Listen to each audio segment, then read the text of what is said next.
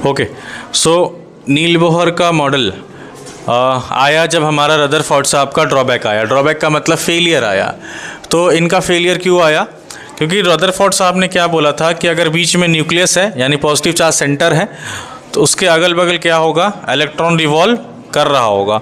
But हमने क्या पढ़ा था, मैक्सवेल का थ्योरी भी पढ़ा था। मैक्सवेल साहब ने बोला था कि कोई भी अगर पार्टिकल है, चाहे वो जिंदा हो या मुर्दा हो, अगर वो एक्सेलरेट कर रहा है, राइट, अगर वो एक्सेलरेशन है, एक्सेलरेशन दिखा रहा है या एक्सेलरेटेड है, तो वो क्या करेगा, एनर्जी लूज़ करेगा।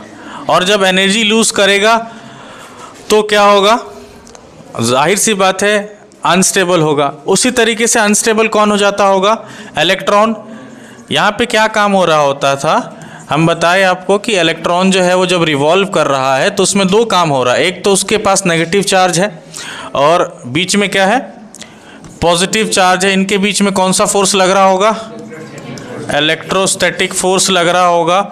इलेक्ट्रोस्टैटिक फोर्स के कारण न्यूक्लियस जो है उस इलेक्ट्रॉन को अपनी तरफ खींच के तो रखता है, लेकिन ये जब मूव कर रहा होगा, एक्सेलरेट कर रहा होगा और एनर्जी लूज़ कर रहा होगा, तो लूज़ करते करते करते एक टाइम आएगा कि जब वो गिर जाएगा किसके ऊपर, न्यूक्लियस में। और न्यूक्लियस में गिरने के बाद एटम जो है वो हाईली अनस्टेबल हो जाएगा। मतलब आम जुबान बात करें तो अगर ये मेरे पास पेन है तो थोड़ी देर के बाद 1 घंटा 2 घंटा 1 दिन 2 दिन किसी दिन के पास ये क्या हो जाएगा, एक छोटा सा नोक बन जाएगा और फिर वो भी ख़त्म हो जाएगा, क्योंकि अल्टीमेटली इलेक्ट्रॉन सब गिर रहे हैं तो साइज़ छोटा होते चला जाएगा। इसका एक्सप्लेनेशन रदरफोर्ड साहब के पास नहीं था। उनसे पूछा गया कि अगर इलेक्ट्रॉन रिवॉल्व कर रहा है तो वो एनर्जी लूज़ कर रहा है, एनर्जी लूज़ करेगा तो वो अल्टीमेटली जाके न्यूक्लियस के अंदर गिर जाएगा और एटम हाईली अनस्टेबल हो जाएगा। बट ऐसा देखा नहीं जाता है। इसके पीछे आपका क्या एक्सप्लेनेशन है? तो इसका एक्सप्लेनेशन इनके पास नहीं था, इसका एक्सप्लेनेशन था नील बोहर साहब के पास। नील बोहर साहब ने क्या बताया, हालांकि ये डिस्कस कर लिया था हमने, लेकिन समझते हैं नील बोहर साहब ने क्या बताया। इन्होंने बताया पहला चीज़ कि हाँ, पॉजिटिव चार्ज सेंटर है हमारे पास एटम के अंदर और उसका इन्होंने भी नाम दिया न्यूक्लियस। तो न्यूक्लियस का रचयिता किसी को अगर बोलना है तो वो है रदरफोर्ड साहब। न्यूक्लियस का डिस्कवरी किसी ने किया था या नामकरण किसी ने किया था, वो रदरफोर्ड साहब थे। तो इन्होंने भी इस चीज़ को एक्सेप्ट किया कि हाँ, न्यूक्लियस है हमारे पॉजिटिव चार्ज सेंटर के नाम से बीच में है। और उन्होंने बोला था कि इलेक्ट्रॉन्स जो है वो रिवॉल्व कर रहे हैं around the nucleus in a fixed path या फिक्स्ड सर्कुलर पाथ, हम बोले in a fixed circular path called orbit, just like हमारा सोलर सिस्टम में जिस तरीके से सन बीच में है और एक ऑर्बिट्स के अंदर प्लैनेट्स रिवॉल्व कर रहे होते हैं, उसी तरीके से बीच में इन्होंने बोला कि पॉजिटिव चार्ज सेंटर है न्यूक्लियस और अगल बगल ऑर्बिट्स में इलेक्ट्रॉन रिवॉल्व कर रहे हैं। बात समझ में आ रही है? और इन्होंने साथ में एक और बात यूज़ करी या एक टर्म और यूज़ किया, जो मुद्दा था हमारा कि क्या ये लोग एनर्जी लूज़ नहीं करते। Answer is no, energy lose नहीं करते, ये फिक्स्ड एनर्जी से रिवॉल्व कर रहे होते हैं। ठीक है, यहाँ पे ये एक और साथ में जोड़ दो, विथ फिक्स्ड एनर्जी। अब हम जानते हैं कि कोई भी इलेक्ट्रॉन जो है वो एनर्जी तो लूज़ करता है और गेन भी करता है, बट इन्होंने क्यों बोला कि इलेक्ट्रॉन जो है फिक्स एनर्जी से जो है रिवॉल्व कर रहा है? तो हमने क्या इसके बारे में एक्सप्लेनेशन दी थी कि ऑर्बिट्स का एनर्जी फिक्स किया था इन्होंने। ऑर्बिट्स का एनर्जी क्या था, फिक्स था। जैसे मैंने आपको बताया कि मान लो हमने एक ऐसा व्यवस्था बनाया कि 90% गेटर जो है फर्स्ट बेंच में बैठेंगे, 80% सेकंड बेंच में और 70% सो ऑन, ऐसे पीछे पीछे बैठते चले जाएंगे। ठीक है, अगर मान लो एग्जामिनेशन हुआ, 90% वाले आगे बैठ भी गए, 80 वाले उसके पीछे, 70 वाले उसके पीछे, 60 वाले उसके पीछे। मुद्दे की बात यहाँ ये है कि अगला जब एग्ज़ाम होगा तो ये कन्फर्मेशन तो है नहीं कि 90% वाले 90% फिर से लेके आएंगे या 80 वाले वापस 80 लेके आएंगे। चांसेस ये हैं कि 90 वाले 80 भी ला सकते हैं। तो अगर मान लो 90 वाले 80 लाएं तो वो कहाँ बैठेंगे? सेकेंड बेंच पे बैठेंगे। और अगर 70 वाले 90 लाए तो वो कहाँ आके बैठ जाएंगे? फर्स्ट बेंच पे बैठ जाएंगे। तो इन्होंने बोला था कि इलेक्ट्रॉन्स जो है वो एनर्जी लूज करती है या गेन करती है, लेकिन उस अनुसार जो है अपना ऑर्बिट भी चूज कर रही होती है। कहने का मतलब क्या है कि सपोज ये हमारा न्यूक्लियस है, ये हमारा पहला ऑर्बिट है, ये दूसरा ऑर्बिट है और ये तीसरा ऑर्बिट है। मुद्दा क्या है समझना। अगर मान लो पहले ऑर्बिट में जो इलेक्ट्रॉन घूम रहे हैं, उन्होंने बोला पहले ऑर्बिट में इलेक्ट्रॉन को घूमने के लिए 2 जूल एनर्जी चाहिए, दूसरे में 4 जूल एनर्जी चाहिए और तीसरे में मान लो 6 जूल एनर्जी चाहिए। अगर ऐसा हुआ, इन्होंने ऑर्बिट की एनर्जी क्या करी? फिक्स कर दी कि इतना इतना एनर्जी जो है इस ऑर्बिट के पास है और जिस इलेक्ट्रॉन को इस ऑर्बिट में घूमना है इतना एनर्जी से घूमना होगा।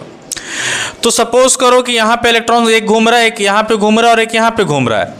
अब क्या बात है, अगर मान लो कि 6 जूल जिसके पास एनर्जी है, तीसरे वाले सेल वाले इलेक्ट्रॉन के पास 6 जूल एनर्जी है, किसी भी कारणवश अगर उसने अपनी एनर्जी लूज करी तो लूज करी और वो उसने मान लो 2 जूल एनर्जी लूज करी तो वो कहाँ आके गिर जाएगा? सेकंड वाले पे। और अगर सेकंड वाला 2 जूल एनर्जी लूज करता है तो कहाँ आके गिर जाएगा? मान लो फर्स्ट वाला जो है उसने 4 जूल एनर्जी अगर गेन कर लिया तो कहाँ चला जाएगा? थर्ड वाला में। जिस तरीके से आप अगर अच्छा स्कोर कर रहे हो, 90 प्लस कर रहे हो तो 60, पहले एग्जाम में आपका 60 था, 90 किया तो फर्स्ट बेंच पे बैठ जाएंगे। अगर 90 वाले 60% पे आ गए तो हो सकता है 4th फ्लोर पे, मतलब 4th वाले बेंच पे चले जाएंगे। उसी तरीके से इनके पास कहानी था। अब यहाँ पे सवाल, यहाँ पे बड़ा सा सवाल ये है कि सर क्या ये 2 जूल ही एनर्जी गेन किया लॉस करेगा, 4 जूल ही एनर्जी लॉस करेगा? ऐसा क्यों नहीं कि 1 जूल एनर्जी लूज करे या 3 जूल एनर्जी लूज करे? सवाल ये आ सकती है। तो इसका जवाब ये है कि इलेक्ट्रॉन को पता है और वो उतना ही एनर्जी गेन या एक्सेप्ट करेगा या लूज करेगा जिससे वो किसी एक पर्टिकुलर ऑर्बिट पे जाके बैठ जाए। मतलब जिसके पास 4 जूल है वो या तो 2 जूल लूज करेगा या तो 4 जूल लूज करेगा। इससे क्या होगा, 6 जूल वाले अगर है तो 4 जूल अगर लूज करेंगे तो पहले सेल में जाएंगे, लेकिन अगर 3 जूल एक्सेप्ट कर 3 जूल लूज कर लिए तो क्या होगा? उसके लिए कोई सेल बनी ही नहीं। आ रही बात समझ? तो ऐसा वो एनर्जी लूज भी नहीं करेगा और ऐसा एनर्जी वो गेन भी नहीं करता है, राइट? तो इलेक्ट्रॉन भी बहुत चूजी होते हैं, वो लोग भी उस टाइप का ही एनर्जी एक्सेप्ट करते हैं जिससे, या लूज करते हैं जिससे किसी पर्टिकुलर ऑर्बिट पे चले जाए। तो ये कंफ्यूजन नहीं रखना है दिमाग में कि ऐसा ऐसा एनर्जी भी गेन या ऐसा ऐसा एनर्जी भी लूज कर सकता है। अच्छा, मुद्दे की बात ये है कि अब आप ये देख लो कि इस सेल में जितने भी इलेक्ट्रॉन्स रिवॉल्व कर रहे होंगे सबके पास एनर्जी कितनी होगी? 2 जूल। इसके हिसाब से मैं फिक्स नहीं बता रहा हूं, 2 जूल ही होगी। सेकंड साल वाले के पास कितनी होगी? 4 जूल। और थर्ड वाले के पास, अब मान लो कोई भी गेन करे एक्सेप्ट करे उससे फर्क नहीं पड़ता, क्योंकि मैं जब इस ऑर्बिट को देख रहा हूं तो उसमें 6 जूल से ही इलेक्ट्रॉन एनर्जी से ही दौड़ रहे हैं और सेकंड वाले में 4 जूल एनर्जी से ही दौड़ रहे हैं और फर्स्ट वाले में 2 जूल एनर्जी से ही दौड़ रहे हैं। बंदे बदल रहे हैं, इलेक्ट्रॉन्स बदल रहे हैं। जो गेन कर रहा है ऊपर जा रहा है, जो लूज कर रहा है नीचे आ रहा। लेकिन मैं जब जब देखूंगा इसको तो फर्स्ट वाले में 2, सेकंड वाले में 4 और थर्ड वाले में 6 जूल एनर्जी से ही चलेंगे। इसका मतलब फिक्स्ड एनर्जी से ही वो रिवॉल्व कर रहे हैं।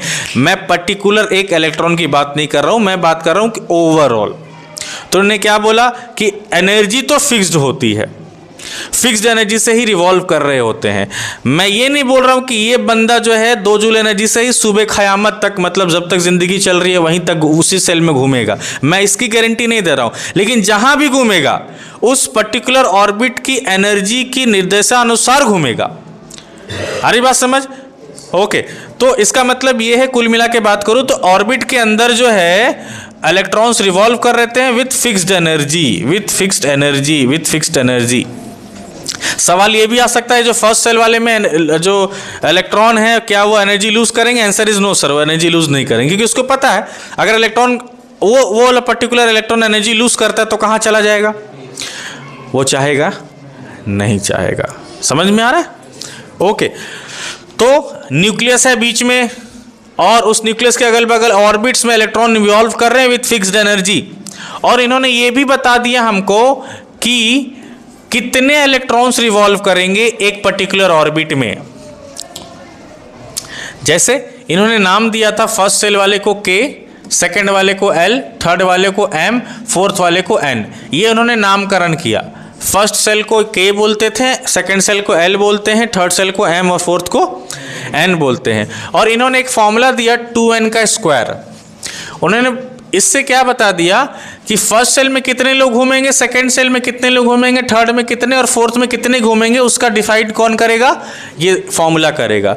जहां पे n किसके बराबर होता है, नंबर ऑफ सेल के बराबर होता है। तो मान के चलो मैं जानना चाह रहा हूं कि K वाले सेल में कितने इलेक्ट्रॉन रिवॉल्व कर सकते हैं। तो हम क्या करेंगे, ये पहला नंबर सेल है, ये दूसरा, ये तीसरा, ये चौथा है ना। तो पहला वाला सेल में फॉर्मूला लगाएंगे 2n का स्क्वायर। तो क्या वैल्यू आएगा, 2 × 1 का स्क्वायर, आंसर इज।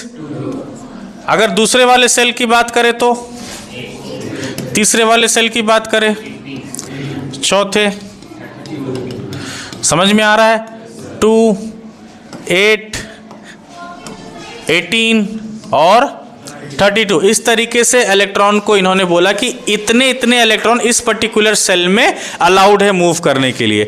अब इसका रीजन क्या है, what is the reason behind कि इन्होंने इस चीज को ऐसा डिफाइन क्यों किया कि इतने घूमे, जितना मन था उतना घूम सकते थे। बट हम लोगों को इलेक्ट्रॉन की रिपल्सन को बचाने के लिए हमको ये काम करना पड़ा। क्योंकि अगर मान लो छोटा सा सर्कल, इसमें 2 लोगों की घूमने की आज़ादी है, मतलब आज़ादी से घूम सकते हैं। लेकिन अगर इसमें 4 और 6 लोग घूम जाएंगे तो क्या आज़ादी से घूम पाएंगे ये लोग? नहीं घूम पाएंगे। क्यों नहीं घूम पाएंगे? पहला चीज़ तो जगह बहुत छोटा है, दूसरा सबके पास सेम चार्जेस हैं, और सबके पास सेम चार्जेस तो सबको एक दूसरे से दूर जाना चाहेगा, रिपल्स करना चाहेगा, अट्रैक्ट नहीं करेगा। अरे बात समझ, जिसके वजह से हमने क्या किया, हमने नहीं, नील बोहर साहब ने डिफाइन कर दिया कि पर्टिकुलर सेल में इतने ही इलेक्ट्रॉन्स जो है वो रिवॉल्व करेंगे। बात समझ में आ गई। अब इन्होंने अब देना चालू किया एटॉमिक स्ट्रक्चर। अब इनका एटॉमिक स्ट्रक्चर समझो। जैसे उनसे पूछा गया कि मान लीजिए सोडियम का एटॉमिक स्ट्रक्चर कैसा होगा, तो उन्होंने पूछा कि सोडियम का एटॉमिक नंबर कितना है, 11। अब कुछ इंफॉर्मेशन पहले कलेक्ट कर लेते हैं जो कि ज़रूरी है एटॉमिक स्ट्रक्चर बनाने के लिए, तब बात करेंगे इस पे। देखो क्या हुआ। सबसे पहले ये चीज़ समझ लो कि Z = होता है एटॉमिक नंबर, ठीक है। यहाँ पे A का मतलब होता है, बताइए क्या होता है, एटॉमिक मास। नहीं आते, इस पे भी आएंगे। अच्छा, उससे पहले समझ लो P का मतलब होता है प्रोटॉन, ठीक है। E का ऊपर नेगेटिव चार्ज लगा दिए, इलेक्ट्रॉन, ठीक है। N का मतलब होता है न्यूट्रॉन। अब यहाँ आते हैं, A का मतलब होता है मास नंबर। क्या होता है? मास नंबर होता है, ठीक है। अब ये बताने के पीछे राज ये था कि आपको ये बताऊं कि जो एटॉमिक नंबर है वो बराबर होता है नंबर ऑफ प्रोटॉन के। मतलब तुम्हारे एटम के अंदर कितना प्रोटॉन है उसकी संख्या अगर काउंट करोगे तो तुमको बता देगा उस पर्टिकुलर एलिमेंट की एटॉमिक नंबर। और नंबर ऑफ जो प्रोटॉन होता है वो बराबर होता है नंबर ऑफ इलेक्ट्रॉन के। लेकिन याद रखना, मैं एक बात बता रहा हूँ, इन फ्री स्टेट, फ्री या नेटिव स्टेट में, मतलब कोई भी इलेक्ट्रॉन का गेन और लूज जब नहीं किया होगा तब, मतलब वो आयंस के फॉर्म में नहीं कन्वर्ट हुआ होगा तब तक। नॉर्मल सोडियम लिख दिया, इसमें ये बात कर रहे हैं। अगर सोडियम के ऊपर प्लस चार्ज लगा दिया तो फिर प्रोटॉन और इलेक्ट्रॉन की संख्या बराबर नहीं होगी, याद रखेंगे, ठीक है। इसके पीछे की रीज़न बता रहा हूँ थोड़ी देर में, अभी समझो। समझ में आ गया ये? अब ये जान लो, एटॉमिक जो मास नंबर होता है बेसिकली वो डिपेंड करता है नंबर ऑफ न्यूट्रॉन पे और नंबर ऑफ प्रोटॉन पे। कोई दिक्कत? मास नंबर किस पे डिपेंड करता है? और नंबर ऑफ प्रोटॉन पे। मतलब न्यूट्रॉन और प्रोटॉन को जोड़ोगे तो क्या मिलेगा आपको? मास नंबर मिलेगा। इतना बात याद रहेगा? अब मैं बताता हूँ कि क्यों फ्री स्टेट की बात कर रहे हैं। देखो बच्चा, अगर सोडियम के ऊपर पॉजिटिव चार्ज है, इसका मतलब इसके अंदर से इलेक्ट्रॉन लूज हुआ है। बताया गया था कि अगर मान लीजिए सोडियम का इलेक्ट्रॉनिक नंबर था 2,8,1, ये कब बताया था? एटम्स एंड मॉलिक्यूल में, जिस जब हम बता रहे थे कि एटम कैसे एग्जिस्ट करते हैं, तो मैंने आपको बताया था कि एटम पहले आयन फॉर्म में एग्जिस्ट करते हैं, उसके बाद फिर किस फॉर्म में चले जाते हैं? मॉलिक्यूल के फॉर्म में चले जाते हैं। तो जब आयन के स्टेट में जाते हैं तो क्या करते हैं? इनको लास्ट सेल में कितना चाहिए होता था? 8 इलेक्ट्रॉन चाहिए होता था। 8 इलेक्ट्रॉन मिलेगा तो ही जाके वो स्टेबल हो जाएंगे। उसके लिए वो क्या करते थे? या तो इलेक्ट्रॉन को गेन डोनेट कर देते थे या इलेक्ट्रॉन को एक्सेप्ट करते थे। तो ये इलेक्ट्रॉन को अगर देगा तो उसके ऊपर कैसा चार्ज आ जाएगा? तो मान के चलो इसके पास, सोडियम के पास एटॉमिक नंबर कितनी थी? 11। क्यों? इसके पास प्रोटॉन कितना है? एटॉमिक नंबर का, अगर सोडियम का एटॉमिक नंबर मैंने बोला है 11 है, तो प्रोटॉन की संख्या कितनी होगी? अगर सोडियम का एटॉमिक नंबर 11 है तो प्रोटॉन की संख्या कितनी होगी? 11 ही होगी। क्यों?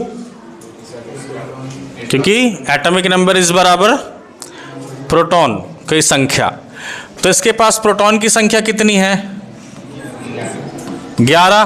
क्यों? क्योंकि उसकी एटॉमिक नंबर कितनी है?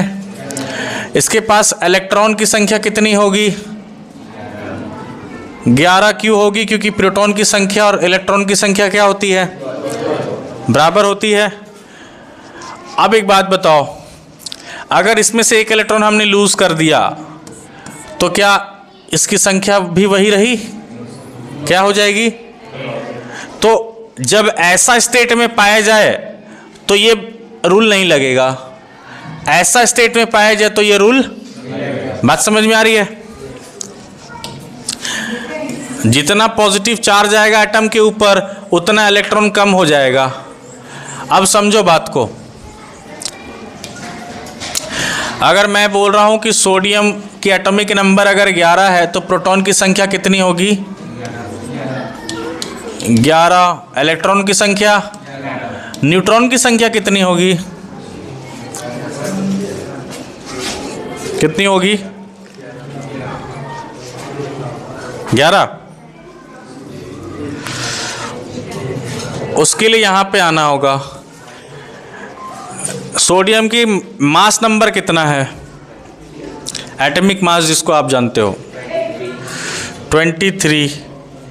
नंबर ऑफ न्यूट्रॉन नहीं पता। प्रोटॉन की संख्या कितनी है? न्यूट्रॉन की संख्या कितनी हो गई? कितनी हो जाएगी? 12 हो जाएगी। यहां तक कोई दिक्कत? कार्बन के अंदर बताओ कितनी एटॉमिक नंबर? उस कार्बन के एटॉमिक नंबर 6 है। प्रोटॉन, न्यूट्रॉन और इलेक्ट्रॉन की नंबर बताओ।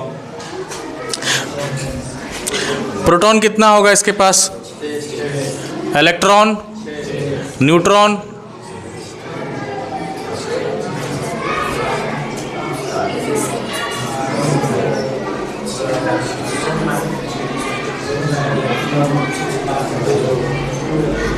कितना होगा? क्यों? क्योंकि उसका एटॉमिक मास कितना होता है? 12 होता है।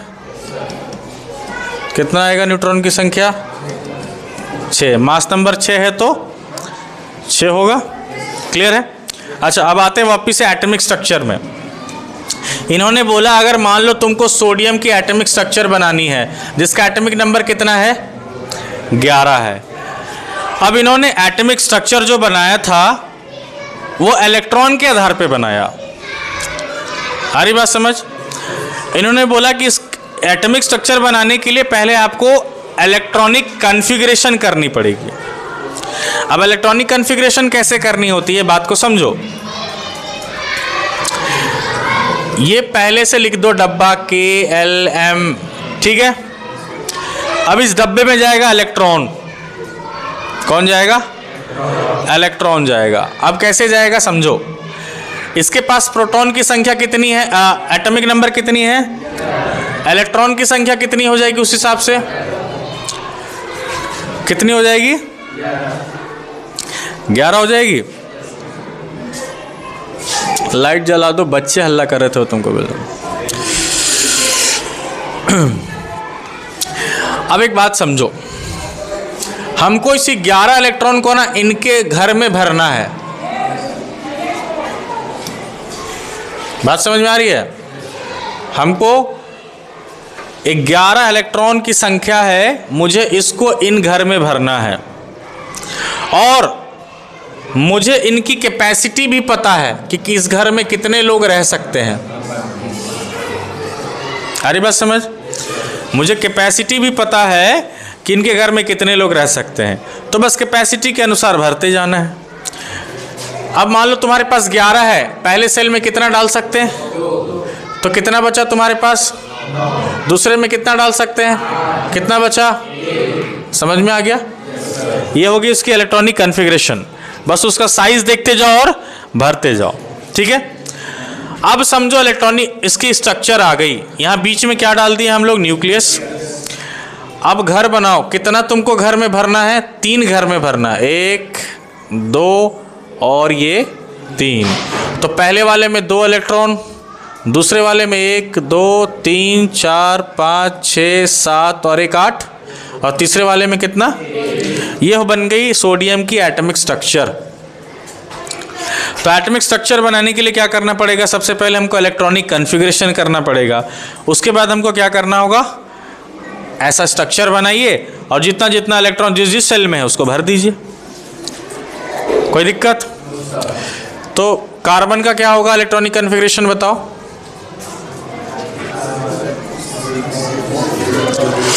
एटॉमिक नंबर कितना होता है? तो इसका कितना होगा? K सेल में कितना जाएगा और L सेल में है 2, L में कितना आएगा? तो कितना हुआ? 6। तो स्ट्रक्चर कैसी बनी? पहले वाले में 2 और दूसरे वाले में 1 2 3 और 4। ये तो बहुत इजी हुआ। अब मुझे बता दो नियॉन की एटॉमिक नंबर होती है 10।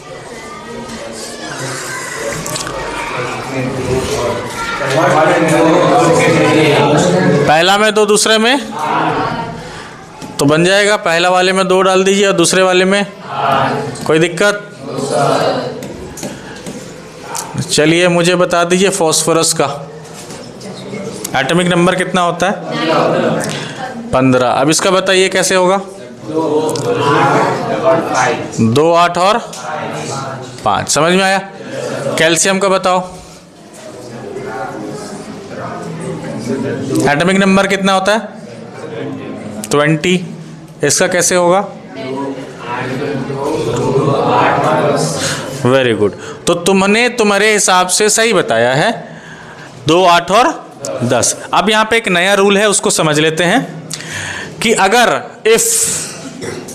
अगर तुम्हारे आखिरी सेल में 8 इलेक्ट्रॉन से ज़्यादा है तो इसको हटा दो। मतलब उसने बोला है, नियम ने, कि लास्ट सेल में 8 इलेक्ट्रॉन से ज़्यादा नहीं होगा, चाहे वो चौथा सेल क्यों ना हो जिसकी कैपेसिटी 32 है। बात समझ में आ रही है? मैं 5वां सेल में डालने आ रहा हूं और मेरे पास बचा हुआ है 12, तो मैं तो डाल सकता हूं नियम के अनुसार, उसमें इतनी जगह है। लेकिन अगर वो आखिरी सेल है तो चाहे उसकी कैपेसिटी कितनी भी हो, 8 इलेक्ट्रॉन से ज़्यादा नहीं लेगा। तो सर उस केस में क्या करेंगे? उस केस में हम ये कर सकते हैं कि 2, 8, 8, 2। समझ में आ रही बात? जैसे मान लो यहाँ कैल्शियम था ना, कैल्शियम में पहले में 2 डाल दिया, 8 डाल दिया, अब 10 बचा ना, तो 10 को 8 प्लस कर दो, 8 + 2। समझ में आ रहा? अब जैसे मान लो हमको पोटेशियम का लिखना है, 19 होता है, ठीक है। तो पहले में 2 डाला, दूसरे में 8, 10 हुआ, बचा कितना? तो 9 को 8 + 1 में तोड़ सकते हैं। कोई दिक्कत? अगर अब तुम्हारे पास ऐसा प्रॉब्लम आर्गन है तो क्या करोगे? आर्गन का क्या होगा? 18 होता है, 2, 8, हाँ 8 ले सकता है, लेकिन 8 से ज़्यादा हुआ तो 8 प्लस। समझ में आ रहा है? तुम्हारे लेवल के लिए इतना काफ़ी है। इसके आगे 20 से ऊपर भी कोई सा एलिमेंट होगा उसका भी आपको सेम करना है। लेकिन याद रखना कि अगर 20 बचा हो, अगर क्या बचा हो, 20 बचा हो तो 18 + 2 करना। और ये कब करना, अगर तीसरे सेल तक चले गए हो तो, क्योंकि तीसरे सेल में 18 ले सकता है। मतलब हम ये कहना चाह रहे हैं आपको कि 8, अगर मान लो 18 से पहले का बात आ रहा है, जैसे मान लो 17 है, तो क्या डाल सकते हो, 8 + 8 + 1, मतलब 2 8 8 8 1। बात समझ में आ रही है। लेकिन मान लो अगर 18 है तो 2 8 18 लिख लो, कोई दिक्कत नहीं है। मतलब कहने का मतलब है कि लास्ट सेल में जो इलेक्ट्रॉन जो है, अगर लास्ट सेल है तो फुलफिल होना चाहिए, या तुम्हारे हिसाब से ये जान लो कि वो 8 इलेक्ट्रॉन से ज़्यादा नहीं होना चाहिए। क्योंकि हालांकि ये नियम भी फेल हो जाएगा 11th क्लास में, लेकिन फिर तुम्हारे लिए अगर बहुत इसी कॉन्सेप्ट को लेकर आगे ज़्यादा से ज़्यादा इलेक्ट्रॉनिक कन्फिग्रेशन करना है तो मैं बता रहा हूँ कि अगर चौथा सेल में हो या 5वां सेल में हो और 20 बचा हुआ है तो 18 + 2, 26 बचा हुआ है तो 18 + 8। समझ में आ रहा है। अगर 5वें सेल में पहुंच गए हो और 34 बचा है तो क्या करेंगे, 32 + 2। समझ में आ रहा है। लेकिन उतना ज़्यादा सवाल आपसे पूछे नहीं जाएंगे। हाँ, अगर कहीं बैठे हुए IIT JEE मेंस की तैयारी में या फिर एग्जामिनेशन में बैठे हुए हो तो वहाँ पे अगर 18 बचा हुआ है, 19 20 बचा हुआ है और चौथे सेल में आ गए हो तो आप 18 और 5वें सेल में 2 डाल सकते हो। ठीक है, उस समय 8 8 8 मत करना। समझ में आ रही है। हाँ, अब 10 11 12 बचा हुआ तो 8 + 4 8 + 5 8 + 2 8 + 1 या 8 कर सकते हो। समझ में आ रहा है, कोई दिक्कत। अगर मान लो तुम्हारे पास 34 है तो क्या लिखोगे बताओ, 34 को कैसे डिवाइड करेंगे, कैसे करेंगे। 2, 8 10 हुआ और 18, कितना 18 20 28 और, समझ में आ गया बात। अगर 26 हुआ तो